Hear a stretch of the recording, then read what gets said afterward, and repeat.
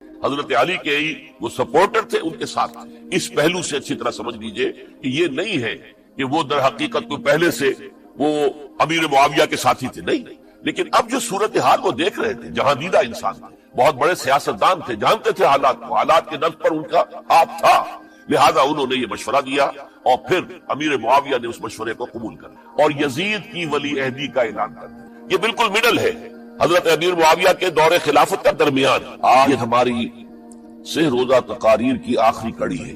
آپ کو یاد ہوگا کہ سب سے پہلے خطاب میں ہم نے قرآن کا فلسفہ شہادت سمجھا، قرآن مجید میں یہ اصطلاح کس معنی میں آئی ہے، اور اس کے ساتھ ہی امت مسلمہ کا فرض منصبی، وَكَذَلِكَ جَعَلْنَاكُمْ أُمَّةً وَسَطًا لِتَكُونُوا شُهَدَاءَ عَلَى النَّاسِ وَيَكُونَ الرَّسُولُ عَلَيْكُمْ شَهِيدًا۔ تو اللہ کے دین کو بالفعل قائم کرنے کے لیے، تاکہ نوع انسانی پر ایک ابدی حجت قائم ہو جائے کہ اللہ کا دین قابل عمل ہے، اسے قائم کیا جا سکتا ہے، اور یہ بہترین سماجی نظام ہے، پولیٹیکو سوشو اکنامک سسٹم اس سے بہتر آج تک چشم فلک نے نہیں دیکھا۔ یہ حجت قائم کرنے کے لیے جن حضرات نے اپنی جانوں کا نذرانہ پیش کر دیا، گویا کہ وہ اللہ کے گواہ قرار پائے، ان کے لیے لفظ شہید استعمال کیا گیا۔ دوسرے لیکچر میں آپ کو یاد ہوگا کہ ہم نے یہ بات سمجھنے کی کوشش کی کہ جب اللہ کا دین جزیرہ نماء عرب میں قائم ہو گیا، اور گویا کہ ہم کہہ سکتے ہیں کہ انقلاب محمدی علی صاحب الصلاۃ والسلام کی تکمیل ہو گئی، تو جیسے کہ ہر انقلاب کے ساتھ ہوتا ہے، اس کے بعد کچھ کاؤنٹر ریولوشنری موومنٹ شروع ہوئی۔ چنانچہ سب سے پہلے اندرون ملک عرب جھوٹے نبی کھڑے ہو گئے، نبوت کے جھوٹے دعوے دار، اور بہت سے لوگوں نے حکومت کو زکوٰۃ ادا کرنے سے انکار کر دیا، اور یہ فتنہ اتنا بڑا تھا کہ واقعہ یہ ہے کہ اگر اسے کرش نہ کر دیا جاتا تو انقلاب محمدی علی صاحب الصلاۃ والسلام اسی وقت ناکام ہو جاتا۔ یہ حضرت ابو بکر صدیق رضی اللہ تعالیٰ عنہ کے فضائل کا سب سے درخشاں باب ہے کہ انہوں نے اپنے عزم اور ہمت اور استقلال اور اللہ پر اعتماد، اللہ پر توکل اور بھروسے کے ساتھ ان دونوں فتنوں کو آئرن ہینڈ کے ساتھ کرش کر دیا، اور سال سوا سال ہی میں ان دونوں کاؤنٹر ریولوشنری موومنٹس کو ختم کر کے اس کے بعد انہوں نے جلد ہی اس نظام کا گویا کہ انچارج حضرت عمر رضی اللہ تعالیٰ عنہ کو بنا دیا کہ جو خلیفہ ثانی ہے۔ پھر ہم نے دیکھا کہ حضرت عمر کے زمانے میں رضی اللہ تعالیٰ عنہ توسیع کا جو عمل ہے، توسیع انقلاب محمدی کا عمل بڑی تیز رفتاری کے ساتھ جاری ہوا، فتوحات کا سیلاب آیا، ایران پوری سلطنت تہس نہس ہو کر رہ گئی، اس کے پرچے اڑ گئے، سلطنت روما اپنے تمام شمالی افریقی مقبوضات سے محروم، مغربی ایشیا سے اسے بے دخل کر دیا گیا، صرف وہ یورپ کے اندر محدود ہو کر رہ گئی۔ اب ظاہر بات ہے کہ اس کے خلاف بھی تو پھر رد عمل ہونا تھا، کاؤنٹر ریولوشنری موومنٹس اٹھنی تھی، تو سب سے پہلے حضرت عمر رضی اللہ تعالیٰ عنہ کی خلافت اور اس کے چراغ کو بجھانے کے لیے ایران کی طرف سے رد عمل ظاہر ہوا۔ ہرمزان جو ایک بڑا ان کا جرنیل تھا، اس کی سازش اور ابو لولو فیروز کے ذریعے سے حضرت عمر رضی اللہ تعالیٰ عنہ کو شہید کر دیا گیا۔ سمجھا یہ گیا تھا کہ یہ ساری عمارت شاید اسی شخصیت کی بل پر کھڑی ہے، لہذا جب میدان سے حضرت عمر ہٹ جائیں گے تو یہ خلافت کی پوری عمارت جو ہے وہ زمین بوس ہو جائے گی۔ لیکن معلوم ہوا یہ عمارت محمد کی بنائی ہوئی تھی صلی اللہ علیہ وسلم۔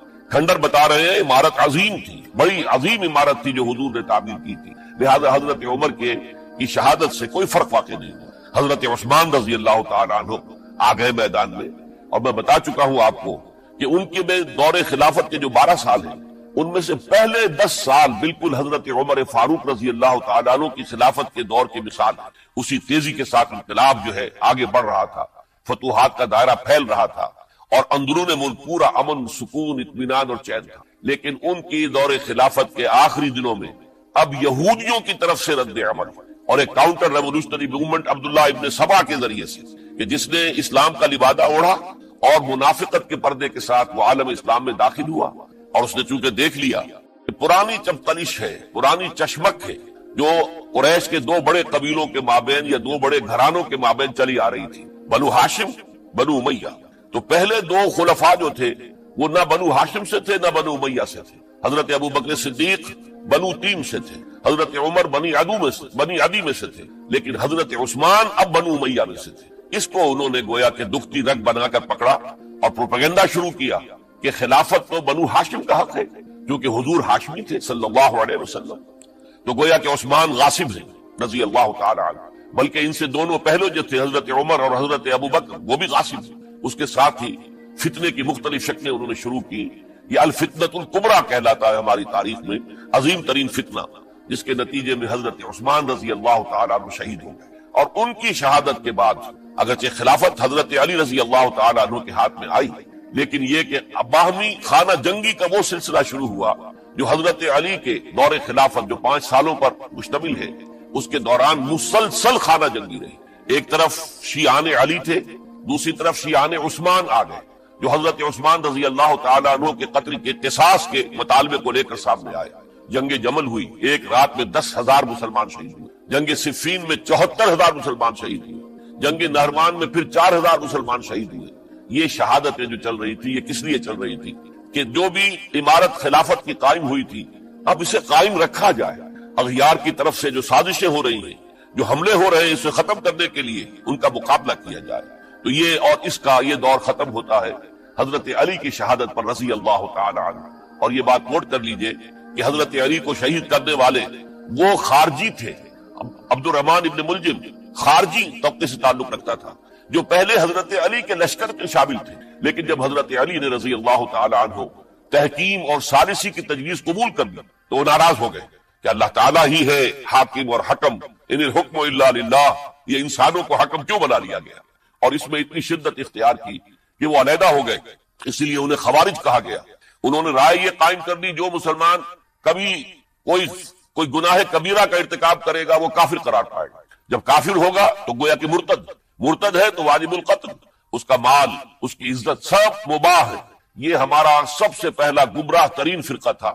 انہی میں سے 3 افراد نے بیٹھ کر اسکیم بنائی کہ یہ 3 افراد ایسے ہیں کہ جن کو اگر میدان سے ہٹا دیا جائے تو شاید مسلمانوں کی باہمی خانہ جنگی ختم ہو جائے اور مسلمان پھر کسی ایک خلیفہ پر راضی ہو جائے۔ اور یہ تینوں کافر ہیں، معاذ اللہ ثم معاذ اللہ۔ حضرت علی کافر ہیں، ان کو قتل کرنے کی ذمہ داری عبد الرحمن ابن ملجم نے لی۔ حضرت معاویہ قاتل ہیں، ان کے لیے کسی اور کو اسائن کیا گیا۔ عمرو بن العاص قاسم ہیں، ان کے لیے کسی اور کو اسائنمنٹ دی گئی۔ ہوا یہ کہ حضرت عمرو بن العاص وہ تو اس روز فجر کی نماز میں آئے نہیں، ان کی جگہ جو امام تھا وہ شہید کر دیا گیا۔ حضرت معاویہ رضی اللہ تعالی عنہ ان پر وار اوچھا پڑا، زخمی تو ہوئے لیکن یہ کہ پھر تندرست ہو گئے۔ حضرت علی رضی اللہ تعالی عنہ پر بہت کاری وار ہوا اور حضرت علی رضی اللہ تعالی عنہ کی شہادت سن 35 ہجری میں ہو گئی۔ یہ جو خلافت راشدہ کا اختتام یا تو سن 35 ہجری میں حضرت علی کی شہادت سے سمجھا جائے گا، یا میری ذاتی رائے ہے کہ نہیں، اس میں حضرت حسن کا دور خلافت بھی شامل ہونا چاہیے۔ حضرت حسن کو کسی نے نامزد نہیں کیا تھا، نہ انہوں نے اپنی امیدواری کے ساتھ اپنے طاقت کے بل پر خلافت حاصل کی تھی، بلکہ حضرت علی سے جب یہ کہا گیا تھا کہ کیا ہم آپ کے بیٹے حسن کے ہاتھ پر بیعت کر لیں، تو انہوں نے فرمایا تھا کہ میں نہ تمہیں روکتا ہوں نہ حکم دیتا ہوں، یہ تمہارا معاملہ ہے، تم جسے مناسب سمجھو اس کے ہاتھ پر بیعت کر لو۔ حضرت حسن رضی اللہ تعالیٰ عنہ نے جن کے ہاتھ پر جو بیعت ہوئی، اب معاملہ یہ ہو گیا کہ امیر معاویہ رضی اللہ تعالیٰ عنہ وہ ایک لشکر لے کر شام سے چلے۔ حضرت حسن 50,000 آدمیوں کے ساتھ ادھر سے نکلے، لیکن یہ ہے کہ انہیں محسوس ہو گیا تھا کہ میرے ساتھیوں میں ایسا فسادی عنصر بھی موجود ہے جو عبداللہ ابن سبا کے ساتھیوں میں سے، کہ وہ کسی اچھے کام کو پسند نہیں کرتا، لہذا انہوں نے پھر صلح کی پیشکش کی۔ حضرت معاویہ کو پیغام بھیجا کہ میں مصالحت چاہتا ہوں، بتائیے شرائط کیا ہے۔ حضرت معاویہ نے بلینک پیپر بھیج دیا، سادہ کاغذ، کہ آپ جو شرائط چاہیں اس پر لکھ دیں، وہ مجھے قبول ہو۔ حضرت حسن نے رضی اللہ تعالیٰ عنہ شرائط لکھ دی، حضرت معاویہ نے قبول کر لی، تو حضرت حسن دستبردار ہو گئے خلافت کے دعوے سے، اور اس کے بعد پھر حضرت امیر معاویہ کی خلافت کی بیعت کی گئی۔ اس سے پہلے انہوں نے خلافت کی بیعت نہیں لی۔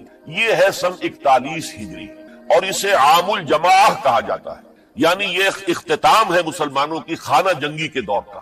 پھر جمعیت ایک ہو گئی، پھر عالم اسلام متحد ہو گیا، اب پورا کا پورا عالم اسلام حضرت امیر معاویہ کی زیر خلافت۔ اور حضرت امیر معاویہ کون ہے؟ وہ خود ایک صحابی رسول ہے، جلیل القدر صحابی رسول ہے، اور آپ کو میں نے کل بھی بتایا تھا کہ حضرت معاویہ رضی اللہ تعالیٰ عنہ کی ایک ہمشیرہ ام حبیبہ رضی اللہ تعالیٰ عنہ حضور کے ازواج مطہرات میں سے ہیں، تو حضور کے گویا کے برادر نسبتی ہوئے۔ جو چند لوگ جو وحی کے لکھنے پر جو کاتبین وحی جو حضور نے مقرر کیے تھے، ان میں سے ایک حضرت معاویہ بھی ہے۔ پھر حضرت معاویہ کے لیے حضور کی دعا ہمیں ملتی ہے، اللہم اجعلہ ہادیا مہدیا، اے اللہ اسے ہادی ہدایت دینے والا بنا دے، اور مہدی بنا دے جو ہدایت یافتہ ہو. تو یہ ان کی شان ہے. اور پھر یہ کہ ان کے زمانے میں جب عالم اسلام متحد ہو گیا، داخلی خلفشار ختم ہو گیا، تو فتوحات کا سلسلہ بھی دوبارہ جاری ہو گیا. حضرت علی رضی اللہ تعالیٰ عنہ کے 5 سالہ دور خلافت میں کوئی توسیع نہیں ہو سکی تھی دارالاسلام کی. کوئی مزید علاقے جو ہے سلطنت اسلامی میں شامل نہیں کیے جا سکے تھے، اس لیے کہ سارا معاملہ تو داخلی خلفشار کا تھا. جو خانہ جنگی ہو رہی تھی، ایک دوسرے کی تیروں اور تلواروں اور نیزوں سے 1 لاکھ کے قریب مسلمان ختم ہو گئے تھے. تو اندر سے گویا کہ موشن ٹوٹ گیا اس سیلاب کا. تو سیلاب پھر دوبارہ جب امت جمع ہو گئی عام الجماع کے بعد، تو حضرت معاویہ رضی اللہ تعالیٰ عنہ ان کا دور خلافت اب 20 برس ہے. اندازہ کیجیے یہ پورے 20 برس کوئی اندرونی خلفشار نہیں ہوا، کوئی جھگڑا نہیں ہوا، کوئی فساد نہیں ہوا، بلکہ جو فتوحات کا دائرہ تھا شروع ہو گیا. مکران اور سندھ کے علاقے فتح ہوئے، کابل اور یہ افغانستان کا علاقہ فتح ہوا، ترکستان کے علاقوں کے اندر پیش قدمی ہوئی. ادھر یہ کہ قیصر سلطنت روما کا اس کے مرکزی شہر قسطنطنیہ پر حملہ کیا گیا، جس کے لیے کہ حضور کی حدیث موجود تھی پیشن گوئی کے طور پر، اول جیش یغزو مدینۃ القیصر مغفورون لہم. حضور نے فرمایا تھا کہ جو پہلا لشکر قیصر کے شہر پر حملہ کرے گا تو وہ سب کے سب وہ مغفرت پا جائیں گے، اللہ تعالیٰ ان کی مغفرت فرما دیں گے. اگرچہ کامیابی نہیں ہوئی، لیکن اس پیشن گوئی کی وجہ سے آپ کو معلوم ہے کہ حضرت ایوب رضی اللہ تعالی عنہ ان کو بھی اس پیشن گوئی کی وجہ سے، حالانکہ 90 برس سے اوپر عمر تھی، لیکن وہ بھی کہا انہوں نے کہ میں بھی اس میں جانا چاہتا ہوں. چنانچہ اس لشکر میں گئے، وہی فوت ہوئے. بہرحال یہ سارے کارنامے اپنی جگہ پر، امن و امان اپنی جگہ پر. اس کے باوجود اہل سنت والجماعت حضرت معاویہ کے دور خلافت کو خلافت راشدہ میں شامل نہیں سمجھتے. اس کی وجہ کیا ہے؟ خلافت راشدہ کی شرط اولین قرآن مجید کے حکم کے مطابق امرہم شورا بینہم، مسلمانوں کے باہمی معاملات باہمی مشورے سے طے پاتے. حضرت ابوبکر صدیق رضی اللہ تعالیٰ عنہ سقیفہ بنی سعدہ کے اندر مشورے کے بعد ان کو منتخب کیا گیا اور ان کے ہاتھ میں بیعت ہوئی. حضرت عمر رضی اللہ تعالیٰ عنہ کو حضرت ابوبکر نے مسلمانوں سے مشورہ کر کے پھر نامزد کی. حضرت عثمان کے لیے حضرت عمر رضی اللہ تعالیٰ عنہ نے اپنے جانشین کے لیے 6 افراد پر مشتمل کمیٹی بنا دی، جو بڑے سے بڑے جو اصحاب جو جن کے بارے میں کہا گیا ہے کہ جن کو دنیا ہی میں بشارت دے دی گئی تھی، جو عشرہ مبشرہ میں سے جو باقی تھے، ان کے اوپر مشتمل کمیٹی بنا دی کہ آپ لوگ طے کر لیں اور اپنے سے کسی ایک پر جمع ہو جائیں. اس اعتبار سے حضرت علی کے ہاتھ پر بھی جو بیعت ہوئی ہے تو وہ اہل مدینہ کے دباؤ پر ہوئی ہے، ان کے مطالبے پر ہوئی ہے. حضرت علی خود جو ہے وہ خلافت کے مدعی نہیں تھے، بلکہ انکار کرتے رہے. چونکہ فتنے کا دور تھا، حضرت عثمان شہید ہوئے تھے، مسلمانوں کے دل زخمی تھے. اس حالت میں وہ سمجھتے تھے کہ اگر میں یہ خلافت جو ہے اپنے ہاتھ میں لے لوں گا تو ہو سکتا ہے کہ اس کا حق ادا نہ کر سکوں. لیکن یہ کہ جب انہوں نے دیکھا کوئی اور بھی تیار نہیں، طلحہ بھی تیار نہیں، زبیر بھی تیار نہیں، تو آخر مسلمانوں کو بغیر امارت کے چھوڑا تو نہیں جا سکتا. تو حضرت علی نے وہ قبول کر دیا. حضرت حسن کے بارے میں بتا چکا ہوں کہ ان کے بارے میں لوگوں نے کہا تو حضرت علی نے فرمایا میں نہ حکم دیتا ہوں نہ روکتا ہوں. لیکن حضرت امیر معاویہ رضی اللہ تعالیٰ عنہ صحابی بھی ہے، حضور کے قرابت دار بھی ہے، کاتبین وحی میں سے بھی ہے. پھر ان کا دور حکومت امن، سکون، اطمینان ہر طرح سے جو ہے 20 برس تک کوئی داخلی خلفشار نہیں ہوا، کوئی فساد نہیں ہوا، کوئی باہمی جنگ و جدل نہیں ہوا، بلکہ فتوحات کا دائرہ آگے بڑھا. اس کے باوجود چونکہ انہوں نے طاقت سے خلافت حاصل کی، لہذا ان کے دور خلافت کو ہم خلافت راشدہ میں تسلیم نہیں، حالانکہ وہ خود راشد ہیں. اس لیے کہ تمام صحابہ کرام کے بارے میں سورہ حجرات میں فرمایا وَلَكِنَّ اللَّهَ حَبَّبَ إِلَيْكُمُ الْإِيمَانَ وَزَيَّنَهُ فِي قُلُوبِكُمْ وَكَرَّهَ إِلَيْكُمُ الْكُفْرَ وَالْفُسُوقَ وَالْعِصْيَانَ أُولَٰئِكَ هُمُ الرَّاشِدُونَ. تمام صحابہ کرام کی شان یہ ہے کہ اللہ تعالیٰ نے ان کے دلوں میں ایمان کو کھبو دیا ہے، ایمان ان کے دلوں میں رچ گیا ہے، بس گیا ہے، جم گیا ہے، اور کفر سے، فسق سے انہیں تبھی نفرت ہو گئی ہے. اور یہ سب کے سب راشدون ہیں. تو تمام صحابہ راشدون ہیں. اس اعتبار سے خود حضرت امیر معاویہ بھی راشدون میں شامل ہے، لیکن خلفائے راشدین میں شامل نہیں ہے. خلفائے راشدین عام طور پر تو ہم کہتے ہیں حضرت ابوبکر، حضرت عمر، حضرت عثمان، حضرت علی. میں نے اپنی ذاتی رائے، حقیر سی رائے عرض کی ہے، اس میں حضرت حسن کا دور بھی شامل ہونا چاہیے 6 مہینے کا. تب وہ 30 برس پورے ہوتے جو حدیث میں آیا ہے کہ خلافت جو ہے وہ 30 برس رہے گی، اس کے بعد ملوکیت شروع ہو جائے گی. تو ملوکیت کا پہلا قدم یہ تھا کہ حضرت معاویہ نے طاقت سے بزور خلافت حاصل کی. اس لیے ان کو خلیفہ راشد ہم نہیں کہتے. البتہ یہ ضرور ہے کہ ان کا دور بہت پرسکون دور تھا. البتہ جب 10 برس گزر گئے حضرت معاویہ کے دور حکومت میں، اب میں یہاں لفظ خلافت کی بجائے دور حکومت استعمال کر رہا ہوں کیونکہ خلافت راشدہ سے ذرا اس کا فرق واضح ہو جائے. تو اس وقت ایک اور صحابی جلیل القدر صحابی مغیرہ ابن شعبہ رضی اللہ تعالی عنہ وہ حضرت معاویہ کے پاس آئے اور انہوں نے یہ کہا کہ دیکھیے اگر آپ نے اپنے بعد اپنا جانشین نامزد نہ کیا تو ہو سکتا ہے پھر فسادات پیدا ہو جائیں، پھر مختلف لوگ خلافت کا دعویٰ لے کر کھڑے ہو جائیں، پھر خانہ جنگی ہو جائے. 5 برس کی خانہ جنگی میں 1 لاکھ سے زیادہ مسلمان شہید ہو چکے ہیں، قتل ہو چکے ہیں، ہلاک ہو چکے ہیں. اب دوبارہ وہی دور نہ آ جائے، لہذا آپ اپنا جانشین نامزد کر دیں. امیر معاویہ ریلیکٹنٹ تھے لیکن انہوں نے دلائل دیے، دلائل مضبوط تھے. انہوں نے کہا کہ اب کبار صحابہ دنیا سے رخصت ہو چکے، وہ جماعت کہ جن کی تربیت اور تزکیہ، جن کی تعلیم حضور نے خود کی تھی اور ان کو اندر سے پاک کر دیا تھا، ان کی نیتیں بالکل پاک ہو چکی تھی، کوئی نفسانیت ان میں نہیں رہی تھی، وہ جماعت تو اکثر و بیشتر اب ختم ہو چکی، فوت پا چکے، وفات ہو چکی. لہذا اب جو ہے اکثر و بیشتر نو مسلم ہیں جو بعد کے فتوحات کے ذریعے سے اسلام لائے ہیں. لہذا ان کے اندر نہ وہ پختگی ہے، نہ ان کے اندر وہ تقوی ہے، نہ تدین ہے، نہ اصول پرستی ہے. اسلام کی پوری تعلیمات جو ہیں وہ ان کے وجود کے اندر، ان کے شعور کے اندر گہری اتری ہوئی نہیں ہے.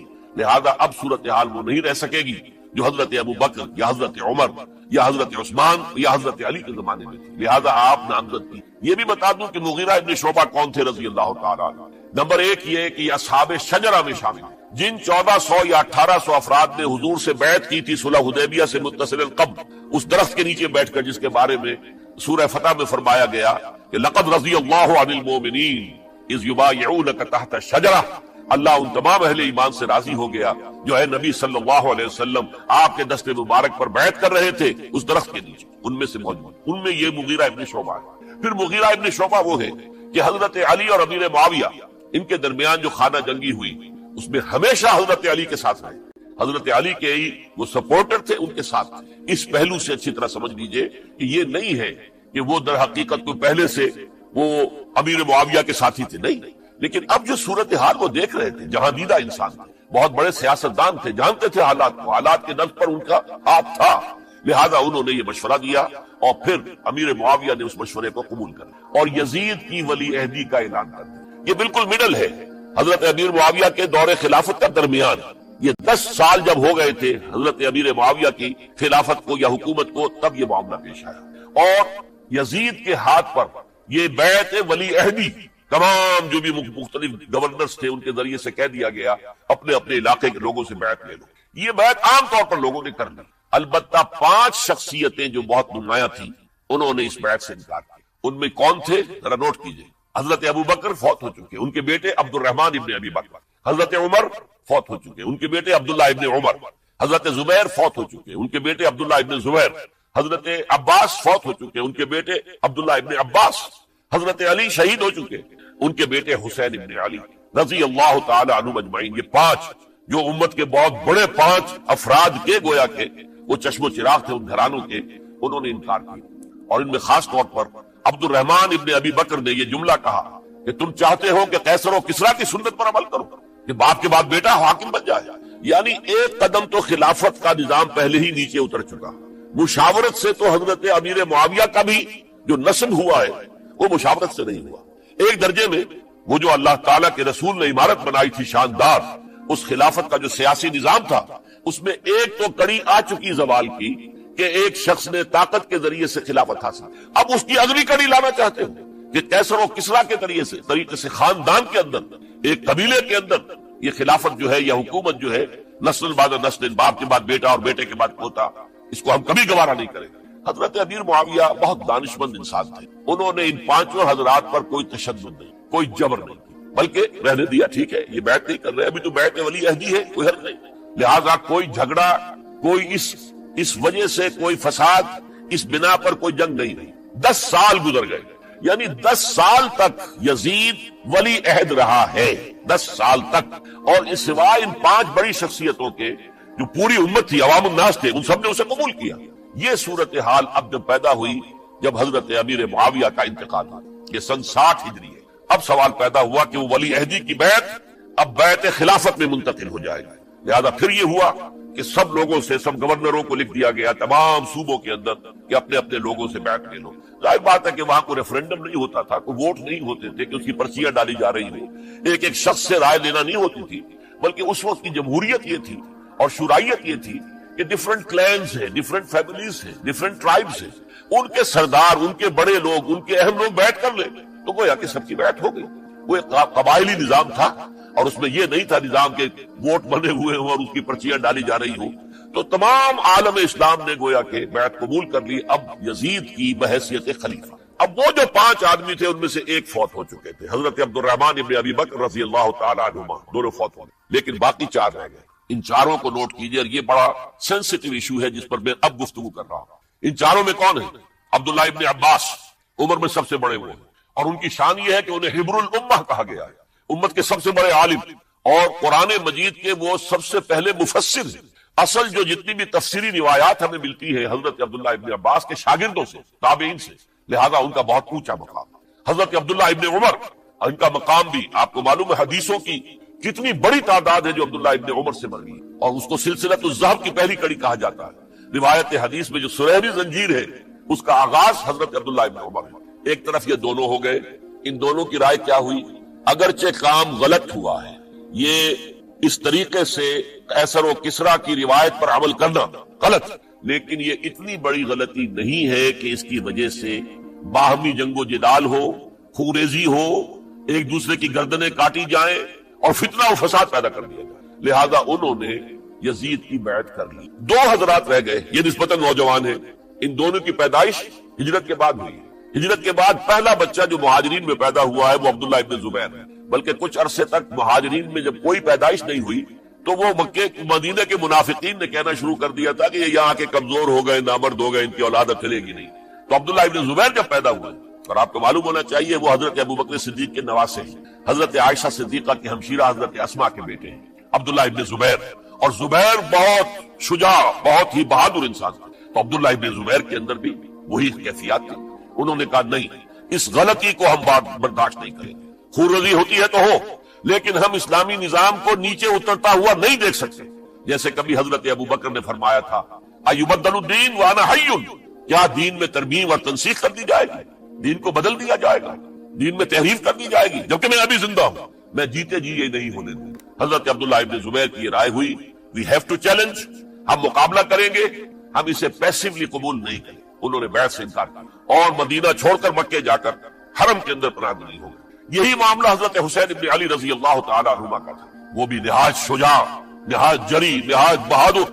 انہوں نے بھی کہا کہ یہ غلط قیصر و کسریٰ کی روایت جو شروع ہو رہی ہے اسے ہم نے ریزسٹ کرنا ہے اور اسے ہم آگے نہیں چلنا۔ ان پر بھی جب دباؤ ڈالا گیا کہ بیعت کرو تو وہ کچھ وقت مانگ کر کہ دیکھیے میں ایسا شخص نہیں ہوں کہ تنہائی میں علیحدہ کمرے میں بیٹھ کر بیعت کروں، جب عمومی بیعت لوگے تم سب سے تو میں بھی آ جاؤں گا، اس وقت لوگ فیصلہ کریں گے۔ تو بس اس وجہ سے پھر وہ گورنر جو تھا اس وقت مدینے کا، اسے اجازت لے کر آ گئے اور راتوں رات وہاں سے نکل کر وہ بھی مکے پہنچ۔ تو اب یہ 4 جو ہیں 2 گروہوں میں تقسیم ہو گئے، 2+2۔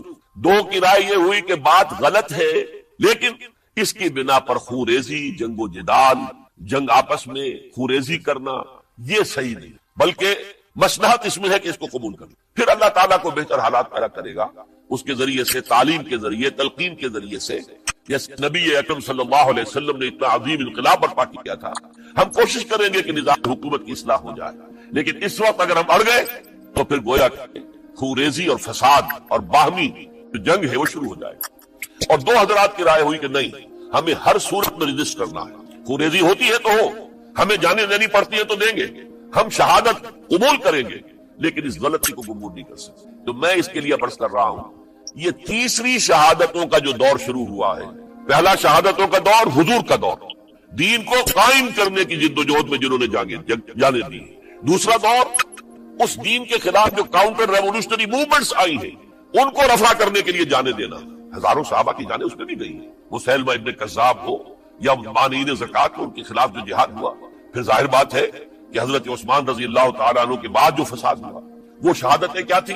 اس دین کے نظام کو قائم رکھنے کے لیے، انٹیکٹ رہے، دشمن اس کے اندر رکھنے ڈالنے میں کامیاب نہ ہو۔ اب تیسرا دور وہ آ رہا ہے کہ جبکہ داخلی طور پر اس نظام خلافت کے اندر زوال شروع ہو رہا ہے، اس زوال کو روکنے کے لیے کہ وہ اپنی اصل جو خلافت کا نظام اللہ نے اور اس کے رسول نے دیا ہے اس کی بنیاد پر قائم رہے. لہذا ہم ریزسٹ کریں گے اس تبدیلی کو اور میدان میں آ کر مقابلہ کریں. یہ حضرت عبداللہ ابن زبیر رضی اللہ تعالی عنہما اور حسین ابن علی رضی اللہ تعالی عنہما. اب ان دونوں میں ایک اختلاف ہے. حضرت عبداللہ ابن زبیر کی رائے یہ تھی کہ یہ مکہ ہے، یہ اللہ کا گھر ہے، یہ حرم ہے، اور یہاں کے لوگ بہت سے برے اثرات سے ابھی تک بچے ہوئے ہیں، پاک ہیں، لہذا ہمیں یہاں رہنا چاہیے. اس کو مرکز بنا کر ظاہر بات ہے اسی مکے سے محمد رسول اللہ صلی اللہ علیہ وسلم نے دعوت شروع کی تھی، وہیں سے وہ پھیل کر جو ہے ایک عظیم انقلاب کی شکل اس نے اختیار کی تھی، ایک عظیم مملکت جو ہے حضور چھوڑ کر گئے تھے. تو ہمیں مکے میں رہ کر ہی اپنی تحریک شروع کرنی چاہیے. لیکن ادھر حضرت علی کے پاس پیغام آ رہے تھے کوفے سے. کوفہ چونکہ حضرت حسین کے پاس پیغام آ رہے تھے کوفے سے، چونکہ کوفے کو حضرت علی نے دارالخلافہ بنا لیا تھا اور وہاں سمجھا جاتا تھا کہ حضرت علی کے ہمدرد اور حضرت شیعان علی جنہیں ہم کہیں ان کے ساتھی ہم خیال یہ لوگ ہیں کثرت کے ساتھ. اور وہاں سے اب خطوط کا تانکا شروع ہو گیا، آپ یہاں آئیے، ہم بےتاب ہیں، آپ کا استقبال کریں گے، آپ کے ہاتھ پر بیعت کریں گے، تاکہ یہ جو قیصر و کسریٰ کی سنت شروع ہو رہی ہے اس کو روکا جا سکے. وہ تانتا بنا ہوا ہے خطوط کا. تو حضرت حسین رضی اللہ تعالیٰ عنہ نے فیصلہ کر لیا کہ میں کوفے جاؤں گا. حضرت زبیر روکتے رہ گئے کہ نہیں، کوفیوں پر اعتماد نہ کی، یہ زبانی کلامی ساتھ دیتے ہیں، جب ڈنڈا چلتا ہے تو پھر یہ ہٹ جاتے ہیں میدان سے، ان پر اعتماد نہ کریں آپ. لہٰذا یہی مکے میں رہیے اور ہم دونوں مل کر ایک بڑی طاقت بن جائے گا. اور یہ مکہ جو ہے ہمارے لیے حصار ہے، یہ ہمارے لیے پناہ گاہ ہے، یہاں سے اس دعوت کا آغاز کیا جائے. اب یہ افسوس ہے، اس سے اللہ کی مشیت سمجھا جائے گا، اللہ کی مرضی ہے. جو کچھ ہوتا ہے وہ تو باذن رب ہوتا ہے. اللہ اپنی مصلحتوں سے ہم سے زیادہ واقف ہے، ہم تو نہیں سمجھ سکتے. حضرت حسین نے فیصلہ کیا اور ڈٹ گئے اس فیصلے کہ میں کوفے جاؤں گا. اب یہ بھی بات قرآن مجید میں آیا ہے، حضور سے خطاب کر کے فرمایا گیا فَإِذَا عَزَمْتَ فَتَوَكَّلْ عَلَى اللَّهِ. جب ایک مرتبہ آپ ایک ارادہ کر لیں تو پھر اللہ پر توکل کی. پھر یہ نہیں کہ کبھی آگے کبھی پیچھے جاؤں یا نہ جاؤں، یہ نہیں، یہ تردد یہ نہیں، بلکہ یہ کہ فیصلہ کر کے ڈٹ جائیے. اس لیے کہ جو بھی نتیجہ ہے وہ تو اللہ کے ہاتھ میں ہے، لہذا اللہ پر توکل کیجیے. فَإِذَا عَزَمْتَ فَتَوَكَّلْ عَلَى اللَّهِ. لہذا سب نے سمجھایا حضرت حسین کو کہ آپ کوفے نہ جائیں. سمجھانے والوں میں حضرت عمر بھی تھے رضی اللہ، حضرت عبداللہ ابن عمر بھی تھے رضی اللہ تعالی عنہ. اگرچہ کوئی قرابت داری جو ہے قریبی نہیں تھی، لیکن بہرحال امت کی ایک شخصیت، عظیم شخصیت تھے. سمجھانے میں سب سے زیادہ زور صرف کیا ہے حضرت عبداللہ ابن عباس نے رضی اللہ تعالی عنہ. اور حضرت عبداللہ ابن عباس کون ہے؟ ایک رشتے سے حضرت حسین کے چچا، ایک رشتے سے حضرت حسین کے نانا. کیوں؟ حضرت علی اور حضرت عبداللہ ابن عباس چچا زاد بھائی ہیں. عباس کے بیٹے ابو طالب کے بیٹے، عباس اور ابو طالب بھائی ہیں. تو یہ فرسٹ کزن تھے حضرت علی اور عبداللہ ابن عباس رضی اللہ تعالی عنہ. لہذا انہوں نے جب کہا تو گویا کہ ایک چچا ایک بزرگ سمجھا رہا. اور دوسرے رشتے سے حضور نانا تھے حضرت حسین کے، اور حضور بھی کزن تھے حضرت عبداللہ ابن عباس کے، چچا زاد بھائی. اس حوالے سے سمجھ لیجئے کہ حضور کے کزن نانا کے درجے میں آ گئے. تو یہ دو رشتے تھے حضرت عبداللہ ابن عباس کے، اور انہوں نے بڑی الہا و زاری کے ساتھ، بڑی اپنے مقام سے نیچے اتر کر خوشامد کی ہے. حسین خدا کے لیے بعد آ جا، حسین خدا کے لیے بعد آ جا. حسین اگر جانا ہی ہے تو اپنے بال بچوں کو لے کر نہ جاؤ. جس طریقے سے تمہارے باپ حضرت علی رضی اللہ تعالیٰ عنہ کو کوفہ کے اندر ذبح کر دیا گیا، کہیں ایسا نہ ہو کہ تمہیں بھی تمہارے بال بچوں کے سامنے ذبح کر دیا جائے، بات آ جاؤ. لیکن حضرت حسین اب اللہ کی طرف سے ان کے دل میں ایک ارادہ پختہ ہو چکا تھا، اور انہوں نے حضرت مسلم بن عقیل کو بھیجا تھا کہ جاؤ میری طرف سے کوفے والوں سے بیعت لے اور پھر مجھے اطلاع دو. وہ گئے، وہاں 12,000 افراد نے بیعت کر لی. اب ان کا خط آ گیا کہ یہاں تو فضا بالکل ہموار ہے، اتنے لوگوں نے بیعت کی ہے، باقی بھی جیسے ہی آپ سامنے آ جائیں گے سب بیعت کر لیں گے. لہذا یہاں پر وہ ریزسٹنس کے لیے گویا کہ ہمارے پاس طاقت اس کوفے کے اندر بہت مضبوط طاقت ہوگی کہ ہم یزید کی حکومت کے خلاف ریزسٹ کر سکیں. اس کے بعد ہوا کیا؟ یزید نے عبید اللہ ابن زیاد کو گورنر بنا کر بھیج دیا. یہ شخص تھا بہت ڈنڈا چلانے والا. اس نے سختیاں شروع کی تو بہت سے لوگ اس بیعت سے تائید ہوئے، لیکن مسلم بن عقیل وہ میدان میں آئے اور ان کے ساتھ ہزاروں آدمی آ گئے جنہوں نے بیعت کی تھی، ابھی تک بیعت پر قائم تھے، اور انہوں نے گورنر کے گھر کا گھیراؤ کیا. گورنر کے ساتھ 30-40 آدمی تھے کوئی، وہ چھتوں پر چڑھ گئے، وہاں سے پتھراؤ کیا، اور وہاں سے جو 30-40 آدمی کوفے کے تھے ان سے کہا تم اپنے اپنے لوگوں کو کہو کہ چلے جائیں واپس یہاں سے. انہوں نے اوپر سے کہنا شروع کیا، ڈرایا، بہت خوفناک نتیجہ نکلے گا، اب عبید اللہ ابن زیاد تم سب کو ہلاک کر دے گا. ایک ایک کر کے بھیڑ چھٹتی چلی گئی. اور صرف چند افراد رہے اور اس کے نتیجے میں حضرت مسلم بن عقیل شہید کر دی، بلکہ ایک شخص حامی نے انہیں پناہ دی تھی کوفے میں، ان کو بھی قتل کر دیا گیا، شہید کر دیا۔ اس پر یہ ہے کہ انہوں نے ایک شخص کے ذریعے سے پیغام دیا قتل کیے جانے سے پہلے کہ دیکھو میرا تو وقت آگے آیا، میں تو اب قتل ہو جاؤں گا، شہید کر دیا جاؤں گا، تو میرا پیغام حسین تک پہنچا دو رضی اللہ تعالی عنہ کہ یہاں یہ بغاوت ہو گئی۔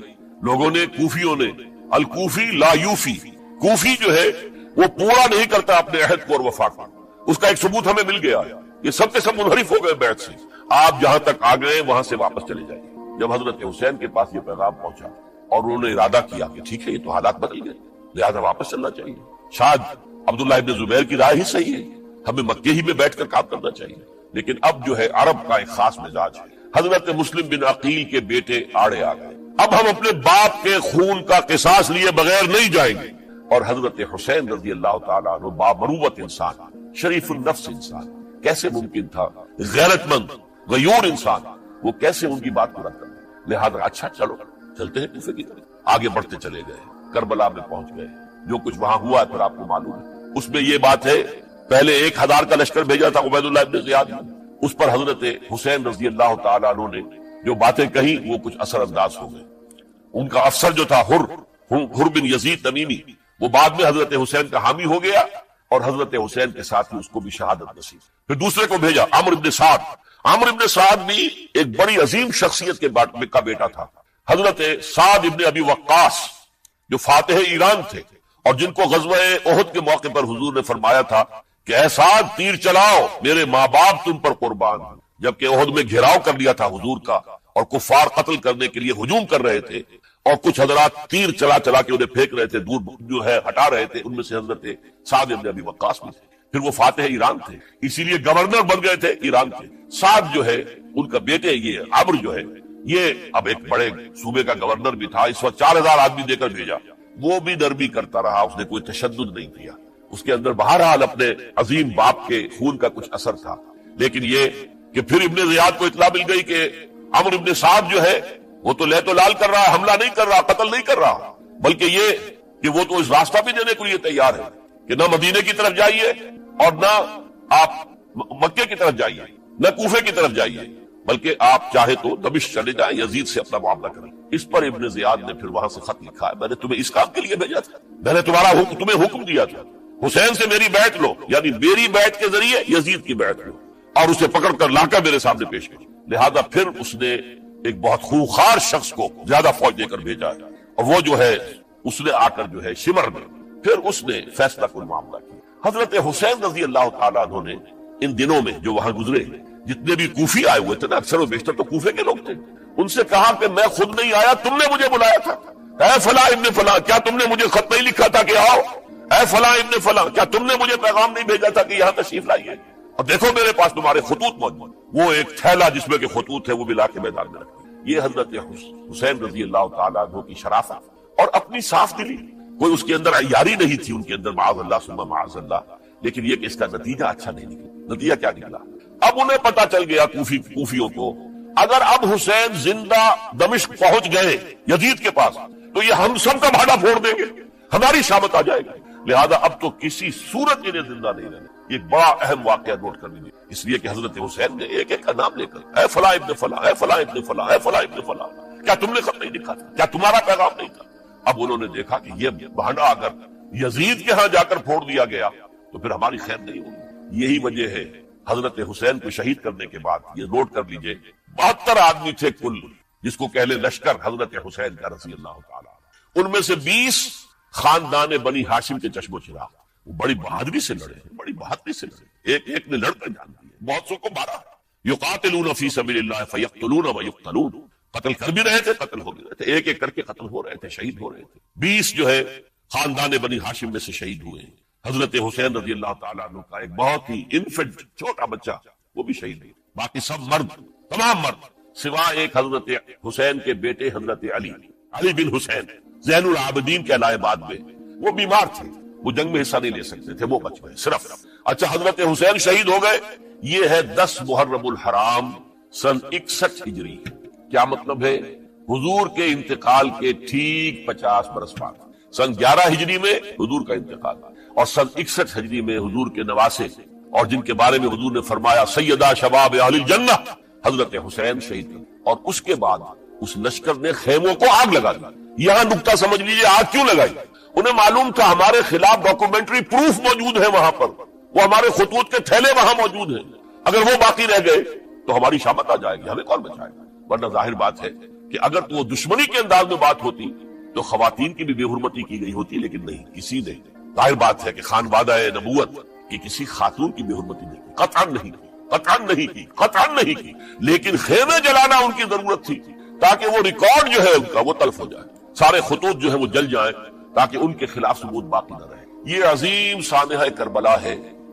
اب چونکہ یہ ہماری تاریخ کے ان واقعات میں سے ہے جس پر بہت کچھ اختلافات ہیں، مختلف گروہوں کی تعبیرات بہت مختلف ہیں، ایک طرف اہل تشیع کا اپنا بیان ہے، دوسری طرف اہل سنت کا ایک اجماعی بیان ہے، تیسری طرف کچھ ایسے لوگ پیدا ہو گئے جو حضرت حسین رضی اللہ تعالیٰ عنہ پر الزام لگا رہے ہیں اہل سنت میں سے کہ وہ تو حکومت کے طالب تھے، وہ اقتدار کے خواہش مند تھے، واجب القتل تھے۔ معاذ اللہ ثم معاذ اللہ ثم معاذ اللہ۔ حضرت حسین اگرچہ صغار صحابہ میں سے تھے، یعنی حضور کی حیات طیبہ میں ابھی چھوٹے بچے تھے، لیکن ان کا شمار صحابہ میں ہے، اور پھر یہ وہ شخص ہے جو حضور کی گود میں کھیلا ہے، یہ وہ ہے جو حضور کے شانوں کے اوپر جس نے سواری کی۔ علامہ اقبال نے جیسے حضرت اسماعیل کے لیے کہا ہے کہ وہ فیضان نظر تھا یا کہ مکتب کی کرامت تھی، سکھائے کس نے اسماعیل کو آداب فرزندی۔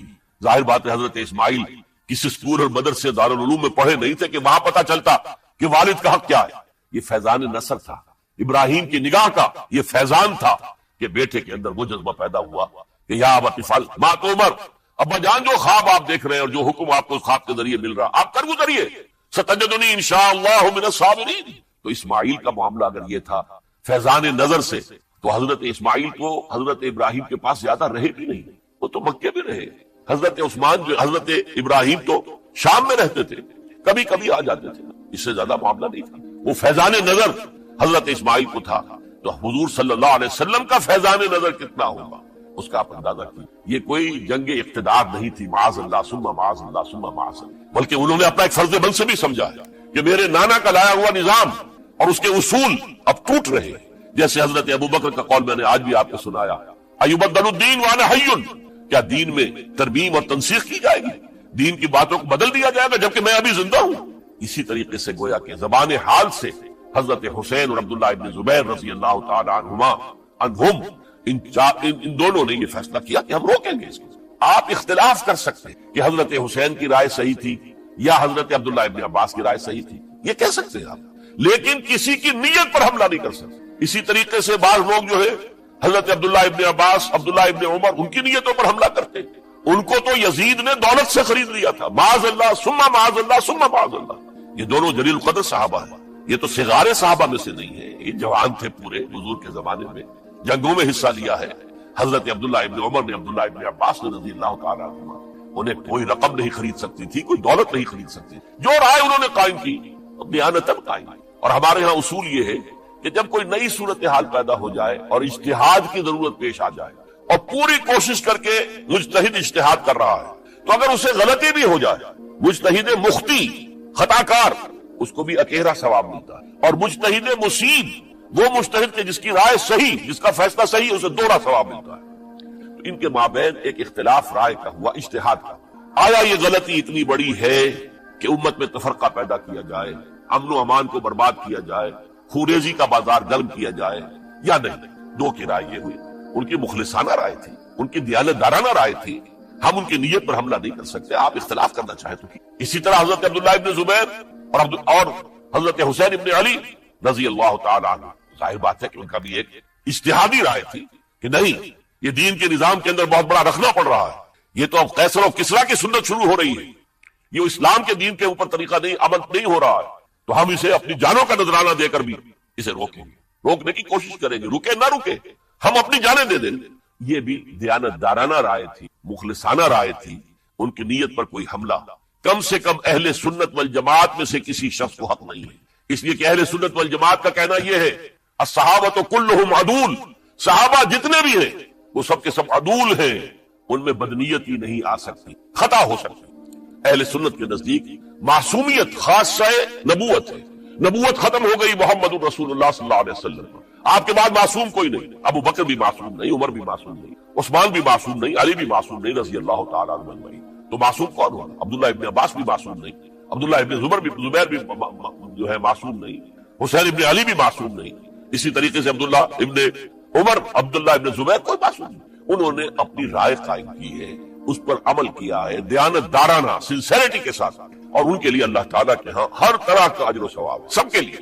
حضرت عبداللہ ابن زبیر کی رائے اس اعتبار سے بہتر ثابت ہوئی، انہوں نے مکے میں پھر حکومت قائم کی، 9 برس تک ان کی حکومت قائم رہی، بنو امیہ ختم نہیں کر سکے۔